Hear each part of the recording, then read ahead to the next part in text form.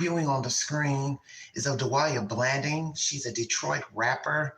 And back in January, she was denied a Lyft ride by a male driver. I just shared that short in the guy to deny her a ride in his car. Number two, did she have a legal fight, legal right to sue? And number three, would you deny a person of 489 pounds a ride in your car if you were a rideshare driver and just in your own personal car? One person commented, very cruel.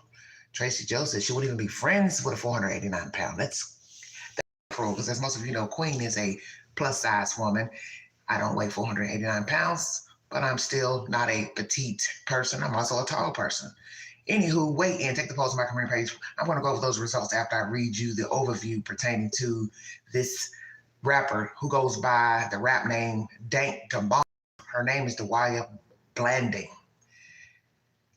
Don't know if she still weighs the same amount of money, but anywho, she is a big girl. Was it right for her to be denied a ride? The reason for this live is that she has settled her lawsuit with Lyft. The amount has not been disclosed to the public, so I am curious to how much money she got. But whatever amount they gave her, guess what? She can buy her a big girl truck to hold her 489 pounds. Did you hear what I said? And I'm assuming she went to the car lot as soon as she got her check after paying her lawyers. She went and bought her a nice size SUV or van or truck or pickup truck to hold that amount of weight. That would be the appropriate thing to do, don't you think? To buy your nice size truck or SUV to hold your weights. Just saying. All right, everybody, here we go. Detroit rapper Dank Demar's real name Dewaya Blanding has settled her discrimination lawsuit with Lyft. She sued the company after a driver refused her ride in January of 2025 because he said too large for his vehicle and his tires could not handle her weight. The incident in January 2025, Blanding requested a standard Lyft ride to a Detroit Lions. When the driver arrived, he told her she would not fit in his Mercedes-Benz sedan and recommended ordering a larger vehicle, such as an Uber XL. Blanding, who said she weighs around 489 pounds, recorded the interaction and posted it to social media where it went viral. Blanding's attorneys filed a discrimination lawsuit arguing that refusing a ride based on weight is illegal under Americans' anti-discrimination laws, which is the only state in the U.S. where weight is a protected characteristic. Lyft's response. A Lyft spokesperson stated the company unequivocally condemns all forms of discrimination and that its community guidelines explicitly prohibit harassment or discrimination. The driver was reportedly deactivated by Lyft. Wow. I'm going to put a poll up about that. Should that guy have lost his job with Lyft? All right, everybody. I touched the screen just to make sure it stays on. Settlement. The lawsuit was confidentially resolved in mid-2025, confirmed by Blanding's attorney and social media posts from the rapper. The specific details and monetary amount of the settlement were not publicly disclosed. Dank Demar's perspective. Blanding said the incident was humiliating and hurt her feelings. She pursued the lawsuit to raise awareness for an issue that she believes is not discussed enough and fight for my community. My speculation that this was a result of the settlement. So she got a chauffeur. Now, wait a minute, big girl.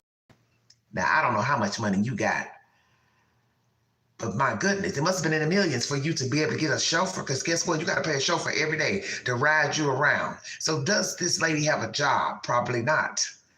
And she probably can pay for her own studio time and hell, maybe even start her own record label. Sorry about that. Start her own record label with the money she got. How much did this woman get?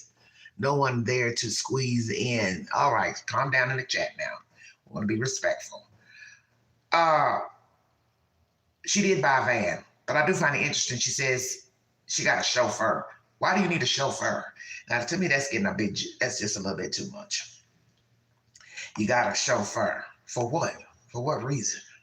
See, this is what happens when people get money. They get beside themselves. They don't know how to act.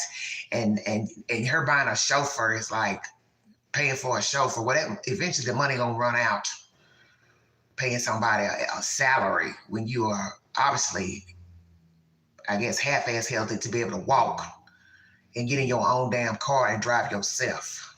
Lord Jesus, you can't make this stuff up. I was kind of feeling sorry for her, but now hearing that she hired a chauffeur, come on now. You're doing too damn much. Anyway, that's my opinion. As they say, it's my party and I cry if I want to. Sorry, The screen always blanks out after it sits for so long. Okay, everybody. Here are the questions. Would you deny a 480-pound person riding your car, whether it was for a ride share or personal? Yes, 35%. No, 56%. Not sure. 34 people voted. Let's see the comments. Okay, Katina Leslie, she says, if I give her a ride to Popeyes, because I know that's where she's going, where I'ma sit on top and steer like I'm riding a horse, Queen replied. Now that's not nice. Then somebody says, Tracy Joe, I wouldn't even be friends with them. Then I replied, dang, Tracy, that's harsh. I'm a plus size woman, question mark emoji. Then she replied, but you don't weigh almost 500. You also carry it well. Well, somebody might say she carries her almost 500-pound frame well. Just saying. Okay, so 56% of you said you would not have denied her a ride, whether you a ride share or personal. All right, once again, as I said, she's now suing the company, which she's already sued them. She's got the settlement. Does she have a case? This is before I knew she won the case. Somebody said 47% of you said yes, she had a case. 40% of you said no. 13% of you said not sure. Should she have been denied a ride, Miss Dank DeMoss? 11% of you said yes, she should have. 26% of you said no. 21% of you said not sure. Then I also put another option, only if it was a small, medium sedan. 42% of you felt like that should be the only reason she would be denied if it was a smaller, mid-sized car. So I commented. So most of you feel she should have been denied a ride if the driver had a small, mid-sized car. Very interesting. Okay. Then Effie James said, do they have a weight limit? Well, they said you're not supposed to discriminate. Hold on, everybody. I replied, I didn't know. So I wonder if that was in the guideline rule book for Lyft. You cannot discriminate if the person is heavy. I'm curious. Okay. That's the latest, everybody, coming out of Detroit, Michigan. Dewaya Blanding is the lady you see here between the two attorneys. I'm assuming she won a lawsuit with Lyft. She just settled that lawsuit, I believe, in September. The amount has not been disclosed. And yes, it would be very hurtful and a blow to the spirit to be denied a ride anywhere, train, bus, airline. But you have seen it where people who are very heavy have been asked to pay for a second seat on an airplane. Now, naturally, when I have booked my flights, no one asked how much I weighed. And I didn't have a problem when I got in the seat, was able to put on the, seat belt. And most seat belts have extenders. So it is what it is. But there have been people who have had issues once they got on the plane and they couldn't, they took up an extra seat. I think they were asked to buy another seat before leaving. And I think that's kind of hard when you're getting ready to board a flight. Or maybe they said something to them when they were able, when they were checking in their luggage and then that became an issue before they could board. You'd have to pay for another seat once the agent saw how big the person is and realized they only purchased one seat. Weigh in, everybody. Should she have been denied a ride? Should that guy have not put her in his car? We have not discussed the flip side of putting her inside of a smaller car. As much as it would be shameful and embarrassing, someone telling you that you can't get in his or her car, the point is a lot of weight can damage the front end of any vehicle. I think most of you know this with common sense. His car sat low to the ground. When you watch the brief video that she filmed, his car was low to the ground, and naturally all the weight would shift to the right of the car, which would make the car unbalanced and naturally cause front end damage. I think we know this. And in the end, as I said, under that I made today, the short of him telling her she can't get in his car, common sense would tell you Lyft wasn't going to pay for his car to be repaired, and she wasn't going to pay for his car if it was damaged. And that's just common sense, okay? That's a lot. And though she argued with him saying, oh, my friend has a Mercedes and it's a later model than what you have, a newer model, excuse me, it doesn't matter. It's still his car.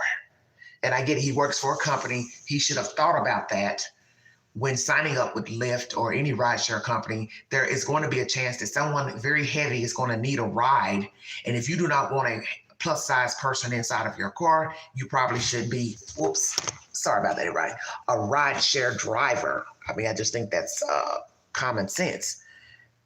Why do this kind of work if you know you don't want the person inside of your vehicle, truck, car, small car, whatever it is?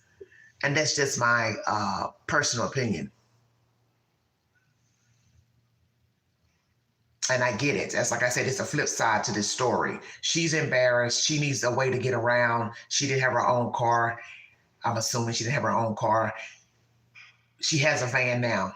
She has a van and a chauffeur. Whatever the amount that Lyft paid, she's now good to go to ride around and be chauffeured around, which I think is absolutely ridiculous. But as they say, to each its own.